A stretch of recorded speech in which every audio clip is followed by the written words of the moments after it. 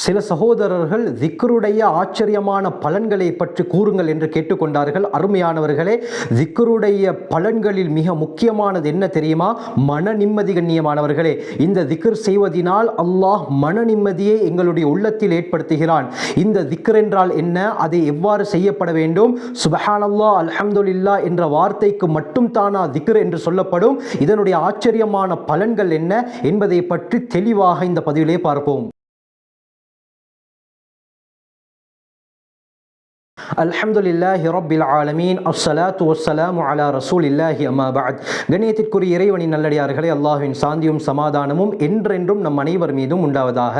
திக்ர் என்றால் என்ன? அருமையானவர்களே, திக்ர் என்ற வார்த்தைக்கு அரபியிலே ஞாபகம் கூறுதல் என்ற கருத்து, ஞாபகப்படுத்துதல், அதாவது அல்லாஹ்வை ஞாபகப்படுத்துவதற்கு தான் திக்ர் என்ற வார்த்தை பொதுவாக பாவிக்கப்படுகிறது.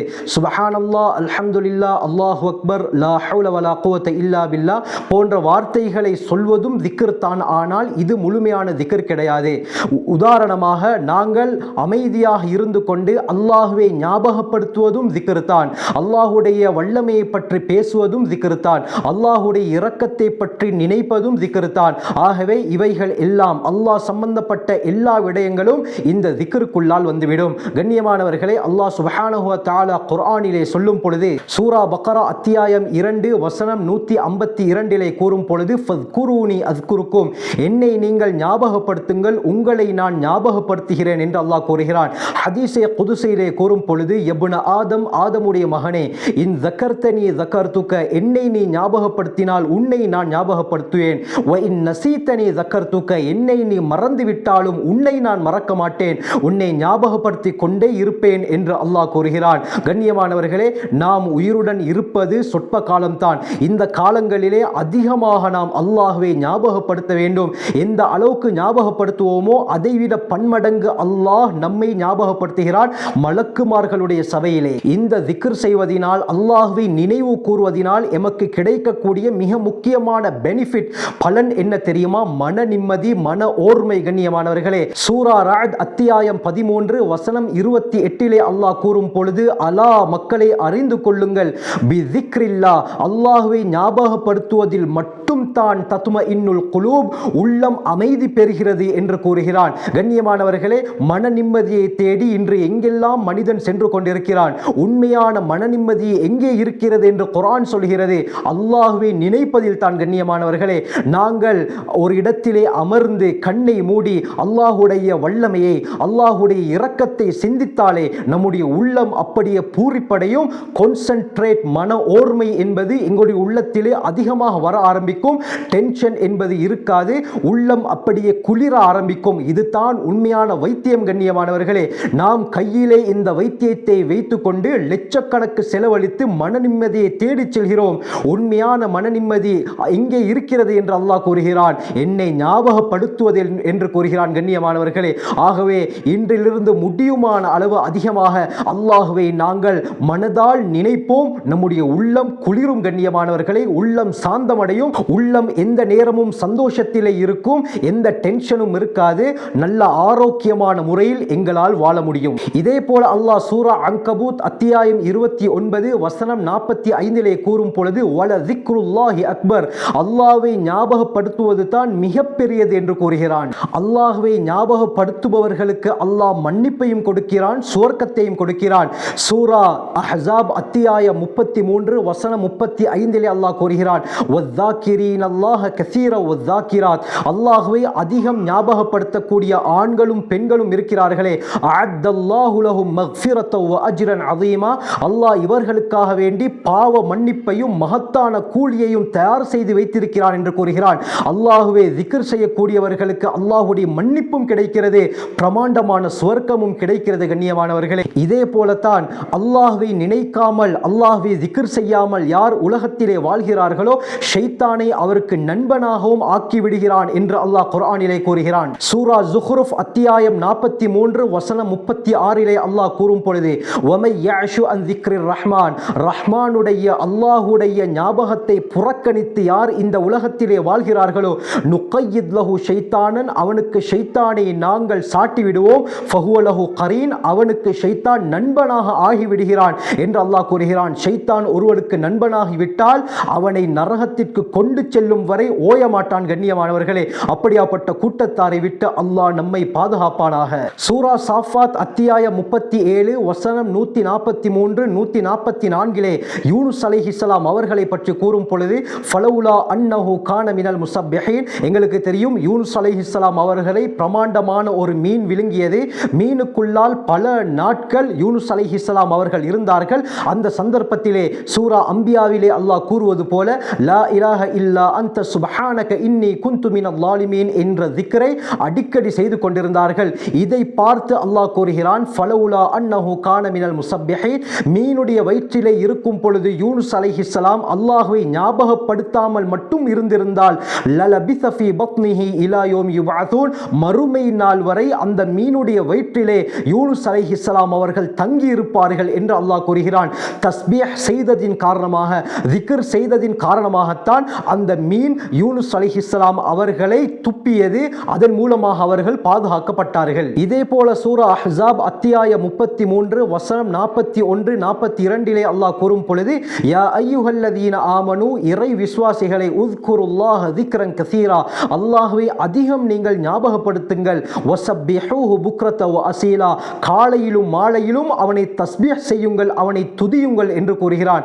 அருமையானவர்களே, ஹதீஸே குதுஸிலே அல்லாஹ் கூறும் பொழுது இன்னி லம் அஹ்லுகுகும் லியுக்ஸிர பிகும் கில்லா, என்னிடத்திலே ஆட்கள் குறைவாக இருக்கிறார்கள், உன்னை படைத்ததின் காரணமாக அந்த படையை நான் அதிகரித்துக் கொள்வதற்காக உன்னை நான் படைக்கவில்லை. நான் தனிமையில் இருக்கிறேன், என்னுடைய அந்த தனிமையை போக்கிக் கொள்வதற்காக வேண்டி உன்னை நான் படைக்கவில்லை. அல்லது என்னால் ஒரு விடயம் செய்ய முடியாமல் இருக்கிறது, உன்னை படைத்ததின் காரணமாக அந்த விடயத்தை கூட்டாக சேர்ந்து செய்ய முடியும் என்ற நோக்கத்திலே உங்களை நான் படைக்கவில்லை. இன்னமா ஹலக்துக்கும், உங்களை நான் படைத்ததெல்லாம் லிதஅபுதூனி கஸீரா, என்னை நீங்கள் அதிகமாக வணங்க வேண்டும், வதஸ்குரூனி தவீலா, என்னை நீண்ட நேரம் நீங்கள் ஞாபகப்படுத்த வேண்டும், வதுஸப்பிஹூனி புக்ரத வ அஸீலா, காலை மாலையில் என்னை நீங்கள் துதிக்க வேண்டும் என்ற நோக்கத்திற்கு தான் நான் படைத்தேன் என்று அல்லாஹ் ஹதீஸே குதுஸிலே கூறுகிறான். ஆகவே கண்ணியமானவர்களே, அல்லாஹ்வை ஞாபகப்படுத்துவது, அவனை திக்ர் செய்வது என்பது இந்த உலகத்திலே ஒரு அடியானுக்கு அல்லாஹ் கொடுத்த மிகப்பெரிய பாக்கியம். அந்த பாக்கியத்தை எவருக்கெல்லாம் அடிக்கடி அல்லாஹ் நசீபாக்குகிறானோ அவர்கள் இந்த உலகத்திலே பாக்கியம் பெற்றவர்கள். முஸ்னத் அஹ்மதுடைய ரிவாயத் அபூதர் கிஃபாரி ரலியல்லாஹு அன்ஹு அறிவிக்கிறாங்க, ஸல்லல்லாஹு அலைஹி வஸல்லம் சொன்னார்கள், அஜில்லுல்லாஹ, அல்லாஹ்வுடைய மகத்துவத்தை உள்ளத்திலே பதிய வையுங்கள், அல்லாஹ் உங்களை மன்னிப்பான் என்று கூறினார்கள். ஸஹீஹுல் புகாரியுடைய ஆச்சரியமான ரிவாயத் வருது, அபூ ஹுரைரா ரலியல்லாஹு அன்ஹு அறிவிக்கிறாங்க, ஸல்லல்லாஹு அலைஹி வஸல்லம் சொன்னார்கள், அல்லாஹ் கூறுகிறான், அடியான் என்னை எப்படி நினைக்கிறானோ அதன் பிரகாரம் அவனுடன் நான் நடந்து கொள்கிறேன். அவன் என்னை நினைத்தால் நான் அவனுடன் இருக்கிறேன். அவன் என்னை அவனுடைய உள்ளத்திலே நினைவு கூறினால் நானும் அவனை என்னுடைய உள்ளத்திலே நினைவு கூறுகிறேன். அவன் ஒரு சபையிலே என்னை நினைவு கூறினால் அந்த சபையை விட சிறந்த சபையான மலக்குகளுடைய சபையிலே அவனை நான் நினைவு கூறுகிறேன். அவன் என் பக்கம் ஒரு ஜான் நெருங்கி வந்தால் ஒரு முலம் நான் அவன் பக்கம் நெருங்கி வருகிறேன். அவன் ஒரு முலம் என் பக்கம் நெருங்கி வந்தால் நான் 2 முலம் அவன் பக்கம் நெருங்கி வருகிறேன். அவன் என் பக்கம் நடந்து வந்தால் நான் அவன் பக்கம் ஓடி வருகிறேன் என்று அல்லாஹ் கூறுகிறான். அருமையானவர்களே, இந்த ஹதீஸுடைய விரிவுரையிலே மார்க்க அறிஞர்கள் கூறுகிறார்கள், இந்த ஹதீஸிலே சொல்லப்பட்ட ஓடி வருதல், நடந்து வருதல், ஒரு ஜான் நெருங்குதல், ஒரு முலம் நெருங்குதல் என்பது உண்மையான அர்த்தம் கிடையாது. மாற்றமாக அல்லாஹுடைய உதவி, அல்லாஹுடைய ரஹ்மத் இந்த அடியானின் பக்கம் மிக வேகமாக சென்றடைகிறது என்பதைத்தான் அல்லாஹ் இந்த வார்த்தைகளின் மூலமாக குறிப்பிட்டிருக்கிறான் என்று கூறுகிறார்கள். இப்னு மாஜாவுடைய ரிவாயத் வருது, அபூ ஹுரைரா ரலியல்லாஹு அன்ஹு அறிவிக்கிறாங்க, ஸல்லல்லாஹு அலைஹி வஸல்லம் சொன்னார்கள், அல்லாஹ் கூறுகிறான், என்னுடைய அடியான் என்னை நினைத்து அவனுடைய உதடுகள் அசைந்து கொண்டிருக்கும் காலமெல்லாம் நான் அவனுடன் இருக்கிறேன். திர்மிதியுடைய ரிவாயத் அப்துல்லா பின் புஸ்ர் ரலியல்லாஹு அன்ஹு அறிவிக்கிறாங்க, ஒரு மனிதர் ஸல்லல்லாஹு அலைஹி வஸல்லம் அவர்களிடத்திலே வந்து, யா ரசூலல்லாஹ், இஸ்லாத்துடைய சட்ட திட்டங்கள் எல்லாம் எனக்கு அதிகமாகிவிட்டது, நான் வளமையாக செய்யக்கூடிய ஒரு அமலை எனக்கு கற்றுத்தாருங்கள் என்று சொன்னதும் ஸல்லல்லாஹு அலைஹி வஸல்லம் அந்த மனிதரை பார்த்து, லா யஸாலு லிசானுக ரத்பம் மின் திக்ரில்லாஹ், அல்லாஹ்வுடைய திக்ரிலே உன்னுடைய நாவு நாவு எப்பொழுதும் திளைத்திருக்கட்டும் என்று கூறினார்கள். ஆகவே நாங்கள் எப்பொழுதுமே ஒரு திக்ருடைய வார்த்தையை நம்முடைய நாவுக்கு பழக்கிக் கொள்ள வேண்டும். வரும் பொழுதும் போகும் பொழுதும் வேலைகளை செய்யும் பொழுதும் அந்த திக்ர் நம்முடைய நாவிலே ஒட்டோவாக வந்து கொண்டிருக்க வேண்டும். ஏனென்று சொன்னால் சுவர்க்கத்திலே சுவர்க்கவாதிகளுக்கு எந்த கவலையும் இருக்காது. ஆனால் உலகத்திலே அல்லாஹுவை நினைக்காமல் இருந்த நேரத்தை தவிர என்று ஸல்லல்லாஹு அலைஹி வஸல்லம் சொன்னார்கள். தபரானியுடைய ரிவாயத் முஆத் இப்னு ஜபல் ரலியல்லாஹு அன்ஹு அறிவிக்கிறாங்க. ஸல்லல்லாஹு அலைஹி வஸல்லம் சொன்னார்கள், சுவர்க்கவாதிகளுக்கு எந்த கைசேதமும் இருக்காது உலகத்திலே அல்லாஹுவை நினைக்காமல் விட்ட நேரத்தை தவிர. இதை நினைத்து சுவர்க்கவாசிகள் அங்கே கவலைப்பட்டு கொண்டிருப்பார்கள். காரணம் என்ன? அதற்கு அல்லாஹ் கொடுக்கக்கூடிய வெகுமதிகளை பார்த்து இந்த அடியான் கை சேதப்படுவான். இதே போல தபரானியுடைய ஆச்சரியமான ரிவாயத் வருது. அபூ ஹுரைரா ரலியல்லாஹு அன்ஹு அறிவிக்கிறாங்க. ஸல்லல்லாஹு அலைஹி வஸல்லம் சொன்னார்கள், மன் அக்ஸர திக்ரல்லாஹ், யார் அதிகமாக அல்லாஹ்வை ஞாபகப்படுத்துகிறாரோ ஃபக்கத் பரிஅ மினன் நிஃபாக், நயவஞ்சகத்தனத்தை விட்டு அவர் நிச்சயமாக வெளியேறி விடுவார் என்று நபி அவர்கள் சொன்னார்கள். அல்லாஹ்வை ஞாபகப்படுத்த கூறியவரிடத்திலே நயவஞ்சகத்தன்மை இருக்காது என்று நபி அவர்கள் சொன்னார்கள். புகாரியுடைய ரிவாயத் அபூ ஹுரைரா ரலியல்லாஹு அன்ஹு அறிவிக்கிறாங்க. ஸல்லல்லாஹு அலைஹி வஸல்லம் சொன்னார்கள், எந்தவித நிழலும் இல்லாத அந்த மறுமையுடைய நாளிலே 7 கூட்டத்தாருக்கு அல்லாஹ் தன்னுடைய அர்ஷுடைய நிழலை அளிக்கிறான். அதிலே ஒருத்தர் தான் ரஜுலுன் ஸக்கரல்லாஹ ஹாலியன் ஃபஃபாதத் ஐனா, தனிமையில் அல்லாஹ்வை நினைத்து கண்ணீர் வடித்த மனிதன் என்று சொன்னார்கள். இதே போலத்தான் முஸ்தத்ரக் ஹாக்கிமுடைய ஆச்சரியமான ரிவாயத் வருது. அனஸ் ரலியல்லாஹு அன்ஹு அறிவிக்கிறாங்க. ஸல்லல்லாஹு அலைஹி வஸல்லம் சொன்னார்கள், யார் அல்லாஹ்வை நினைத்து அவனுடைய பயத்தால் கண்களிலிருந்து கண்ணீர் வந்து இந்த பூமியிலே விழுகிறதோ அல்லாஹ் அவரை மறுமை நாளிலே வேதனை செய்ய மாட்டான் என்று சொன்னார்கள். ஆகவே இந்த அளவுக்கு ஆச்சரியமான பலன்கள் திக்ருக்கு சொல்லப்பட்டிருக்கின்றன. இன்னும் ஏராளமான ரிவாயத்துகள் இந்த திக்ருடைய பலனுடைய விடயத்திலே சொல்லப்பட்டிருக்கிறதே. இந்த சிறப்புகளை சொல்வதின் நோக்கம் நாம் அல்லாஹ்வின் பக்கம் நெருங்க வேண்டும், அல்லாஹ்வை எப்பொழுதும் சதாவும் நினைக்க வேண்டும் என்ற காரணத்தால் தான். ஆகவே கண்ணியமானவர்களை, எஞ்சியிருக்கக்கூடிய காலங்களில் அதிகமாக அல்லாஹ்வை ஞாபகப்படுத்தி எந்தெந்த பலன்கள் எல்லாம் குர்ஆன் ஹதீஸிலே சொல்லப்பட்டிருக்கிறதோ அந்த பலன்களை முழுமையாக அடையக்கூடிய கூட்டத்திலே அல்லாஹ் எங்களையும் எங்களுடைய குடும்பத்தாரையும் பூரா உலகம் முஸ்லிம்களையும் ஆக்கியருள்வானாக. ஜஸாக்குமுல்லாஹு கைர். வாஹிரு தஅவானா அல்ஹம்துலில்லாஹி ரப்பில் ஆலமீன்.